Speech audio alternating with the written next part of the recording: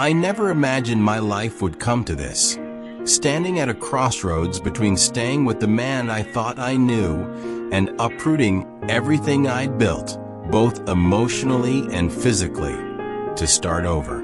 But here I am, 20 years old, faced with a decision that feels impossibly heavy.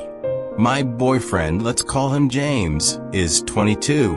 We've been together for almost 3 years now.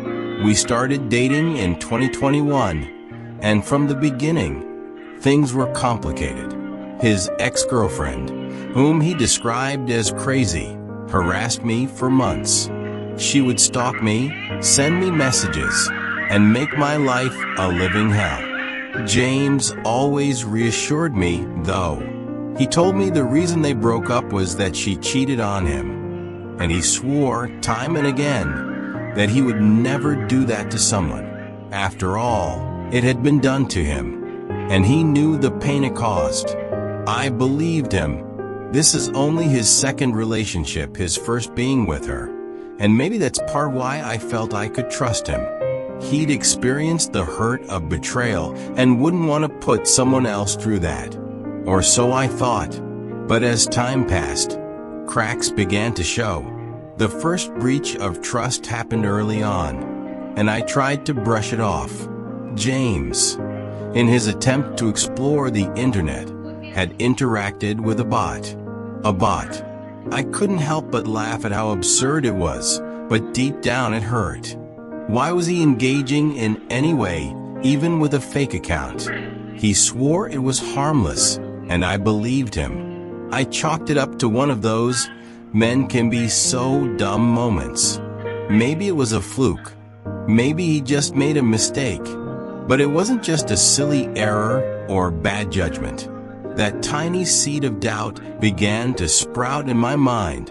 The bot incident may have been trivial in the grand scheme, but it left me wondering, if he could entertain something like this, would he cross further lines in the future?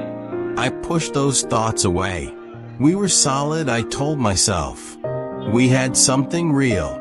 However, that small breach laid the groundwork for something bigger, something that I wasn't prepared for. Then came the second betrayal. It wasn't a bot this time. It was a girl he went to elementary school with. A real person. I found their messages. Nothing overtly sexual, but there was flirting, subtle hints of wanting to hang out. It stung. But again, I convinced myself it was innocent enough. He never actually made plans to meet her. No lines were truly crossed, right? Still, there was this gnawing feeling in the back of my mind. A whisper telling me that this wasn't the last time I'd find myself questioning him. And yet, despite the whispers, despite the doubts, I stayed. Maybe I was naive, maybe I was just hopeful. I thought we could get through it, that these incidents were just bumps in the road. But I was wrong. The road was about to get a lot bumpier. The third time. Fast forward to the present. I'm using James's MacBook for college work, scrolling through what I thought were my messages when I stumbled across his old ones. My heart sank. There it was right in front of me, another conversation with another bot. Once again, I felt that familiar sting. But that wasn't all. I scrolled further and saw something that sent my heart racing. A Tinder code from July 15th, 2023. Just over a year ago. We were well into our relationship by then. I froze. My hands trembled as I stared at the screen, trying to make sense of what I was seeing. Tinder? How could this be? We were together. We were solid. Or so I thought. I confronted him immediately. At first, he tried to lie, saying it happened before we met. But I wasn't stupid. The date was right there. When I pointed it out, he finally admitted the truth. He had been on Tinder talking to 3 different girls. He claimed that each time they tried to arrange a meeting, he would block them out of guilt. Except for one. One girl made it past Tinder, and onto Snapchat. He said they only talked for a day before he blocked her too, again feeling guilty. I couldn't believe what I was hearing. After everything we had been through, after all the promises and reassurances, here I was, standing face to face with the truth. There's more to this story, though. Earlier this year in February, we lost our baby. It was the hardest thing we've ever gone through together. Losing a child, no matter how early, is a pain I wouldn't wish on anyone. It broke me. And now, in the aftermath of that heartbreak, I find out that just 5 months later, while I was still reeling from that loss, he was on Tinder, talking to other women.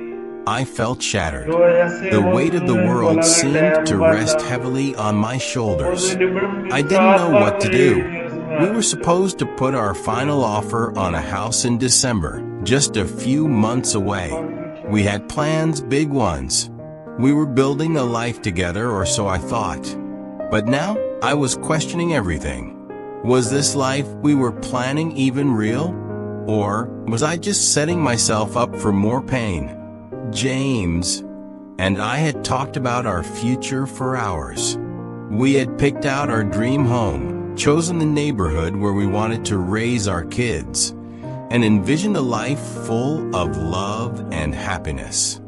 But how could any of that be possible when trust, the very foundation of our relationship, was crumbling before my eyes?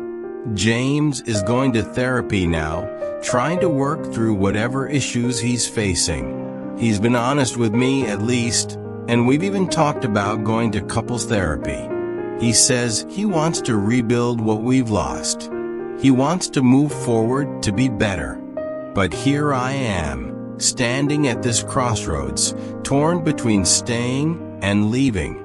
How do I trust him again? How do I look him in the eye, knowing what he's done, and believe that it won't happen again? Can we really rebuild from this? I keep going back and forth in my mind. 1 minute I think I should just leave, cut my losses and move on. After all, he's broken my trust 3 times now. How many chances does someone get? But then I remember the good times, the love we've shared, the plans we've made.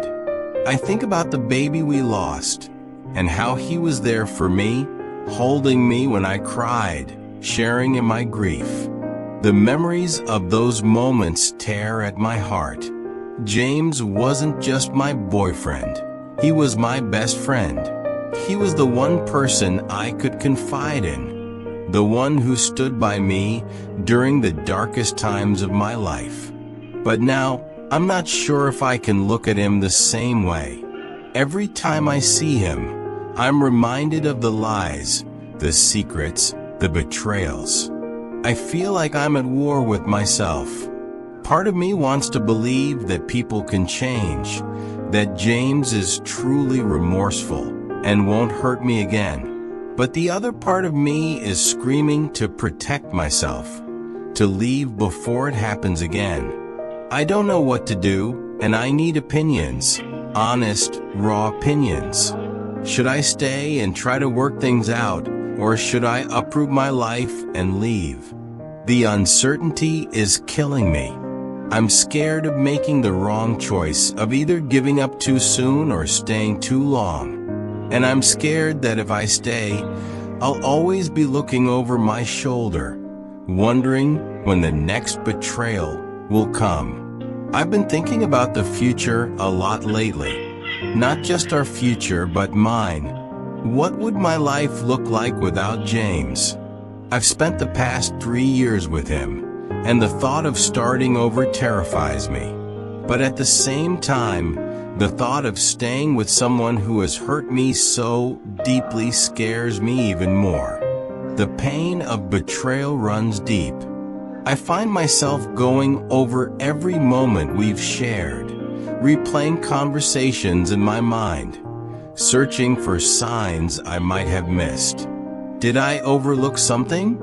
Was I blind to the reality of our relationship?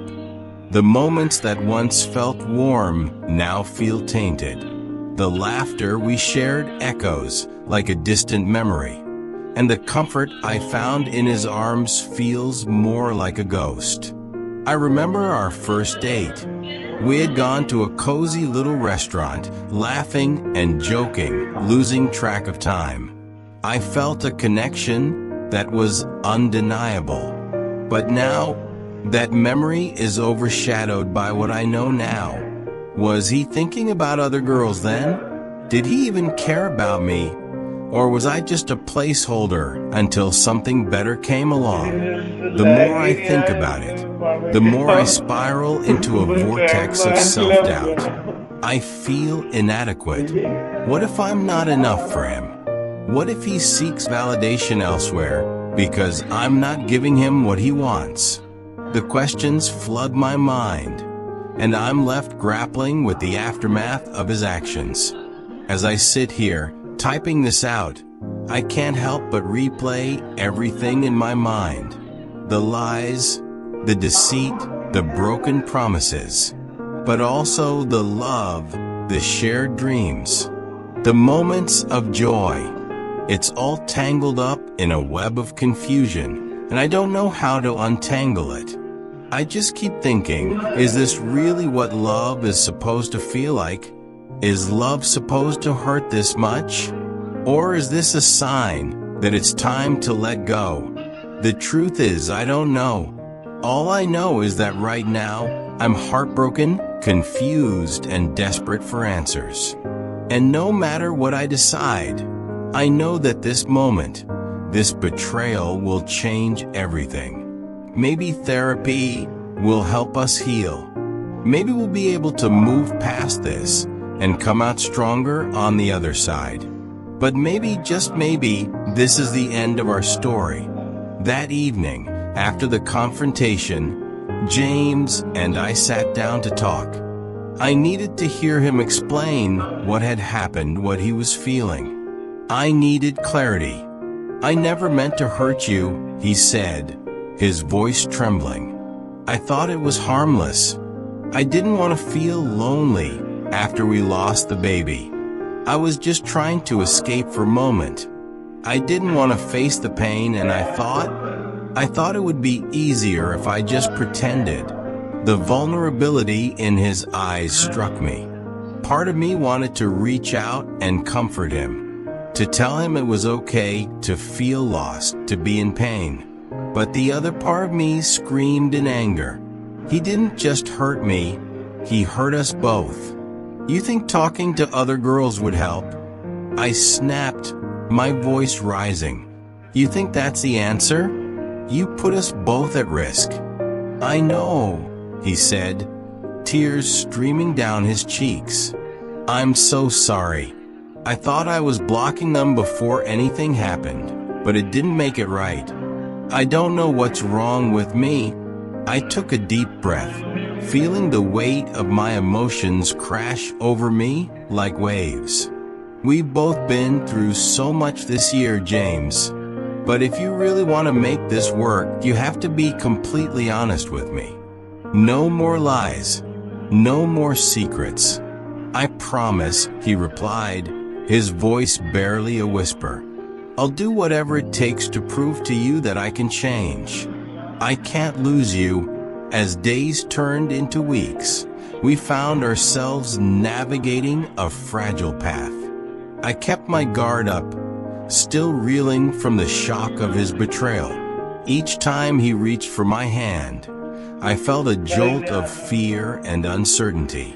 I wanted to believe him. I wanted to trust him again. But rebuilding trust is like piecing together a shattered glass sculpture. Every crack is a reminder of the pain. James was dedicated to therapy, both individual and couples. He worked hard to confront his demons and understand why he felt the need to seek validation from others. He opened up about his childhood, about the insecurities that plagued him, and the fear of failure that drove him to make such reckless choices.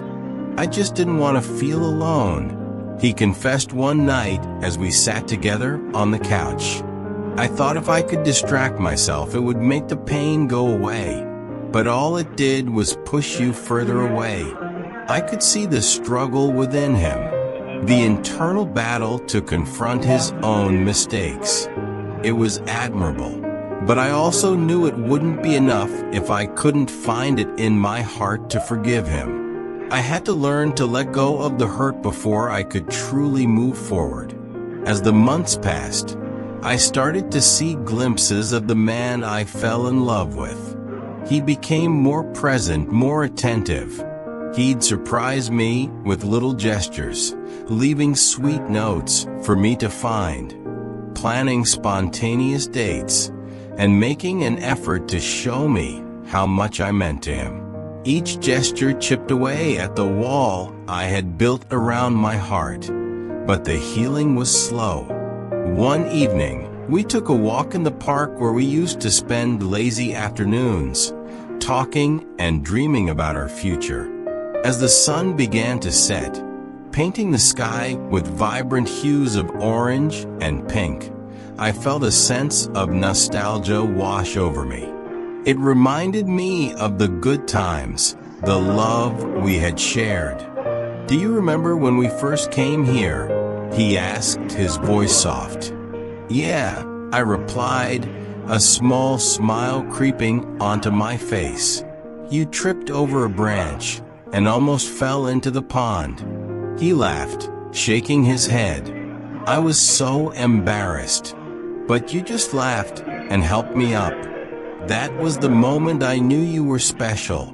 As we walked, I started to realize that the memories we shared could help us heal. I didn't want to forget the past, but I also didn't want it to dictate our future.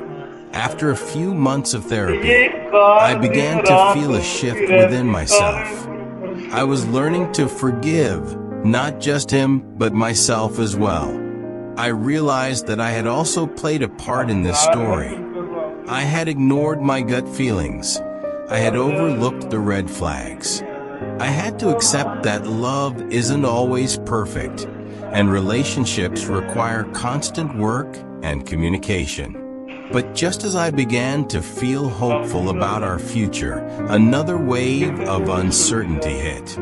James had been open about his journey, and I admired his commitment to change. Yet, I couldn't shake the nagging fear of whether it was enough. I wanted to believe that we could rebuild and create a stronger bond. But what if it was all an illusion? What if the trust we were building was just a fragile facade? The final straw came one fateful night. I had planned a surprise dinner for us, hoping to rekindle the spark that had dimmed over the past few months. I spent hours cooking his favorite meal and decorating our little apartment with candles and flowers. When he walked through the door, I could see the surprise and joy on his face. But that happiness quickly faded as I noticed the change in his demeanor. "Hey, is everything okay?" I asked, my heart sinking at the sight of his furrowed brow. "I just got a message from my ex," he said, his voice strained. I felt the world around me tilt on its axis. "What do you mean? Why is she messaging you?" "She said she's sorry for everything that happened and wants to talk," he replied, avoiding eye contact. A surge of anger mixed with fear washed over me. "You're not seriously considering meeting her, are you?" "No, of course not," he exclaimed. "But I can't just ignore her messages. Why would you even engage with her? After everything we've been through, how can you justify this?" I shouted, feeling the walls closing in around me. "I'm just trying to be nice," he said, his voice rising defensively. "That's not being nice. That's putting our relationship at risk again. Can't you see how this looks? You have to cut her off completely." James took a step back, his expression shifting from anger to confusion. I didn't mean to upset you. I thought it would be better to respond than to leave her hanging. My heart pounded in my chest. I couldn't believe this was happening. After everything we had worked on, was he seriously considering maintaining a connection with someone who had caused us so much pain? That night marked a turning point for me. I couldn't ignore the weight of his actions any longer. I needed to make a decision, and it felt more pressing than ever. As I lay in bed, the shadows of doubt loomed large over me. I replayed every moment, every word spoken in that heated conversation. Was this truly a relationship worth salvaging? I lay there for hours, tears streaming down my face as I battled with my thoughts. Was this relationship even meant to survive? Was there enough love left to rebuild? In the early hours of the morning, I made up my mind. I couldn't do this anymore. I couldn't keep putting my heart on the line, only to have it crushed time and time again. The pain of betrayal was too raw, too deep. The next day, I sat down with James, my heart heavy with the weight of what I was about to say. "We need to talk," I said, my voice steady despite the turmoil inside. He looked up from his phone, his expression shifting from casual to concerned. "What's wrong?" "I can't keep doing this," I said, feeling tears threaten to spill. "I've tried to forgive you, to trust you again, but every time I think we're making progress, something happens that pulls me right back to where we started." He opened his mouth to respond, but I held up my hand. "No, let me finish. I love you, I really do. But I can't keep sacrificing my peace of mind for someone who doesn't seem to understand the weight of their actions. You need to focus on your healing, and I need to focus on mine. Please don't say this," he pleaded, desperation in his eyes. "I need to," I replied, feeling a sense of resolve wash over me. I can't uproot my life for someone who continues to put me in this position. It's not fair to me, and it's not fair to you. As the words hung heavy in the air, I watched the realization sink in. The hurt on his face mirrored the pain I felt inside. We both knew this was the end of something beautiful, but it was also the beginning of something new. James tried to reach for me, to pull me into his arms, but I stepped back. "I need space," I said softly. "I hope you find what you're looking for, and I hope you heal. But I can't be part of this anymore." And with that, I walked out the door, leaving behind the life we had built, the dreams we had shared, and the love that once felt unbreakable.